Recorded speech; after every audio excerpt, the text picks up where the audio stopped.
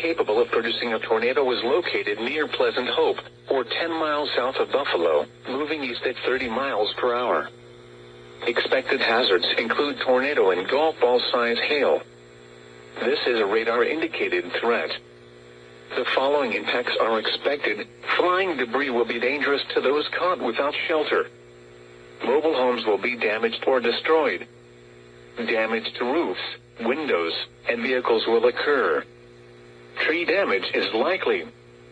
Locations impacted include Marshfield, Morgan, Conway, Niangua, Phillipsburg, Olive, Elkland, Ritter, Foos, March, Charity. This includes Interstate 44 between mile markers 99 and 115.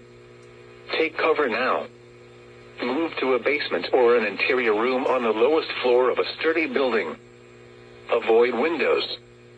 If you are outdoors, in a mobile home, or in a vehicle, move to the closest substantial shelter and protect yourself from flying debris. Repeating, a tornado warning has been issued until 6 p.m. Central Daylight Time for the following counties: in Missouri, Dallas, Laclede, Polk, and Webster.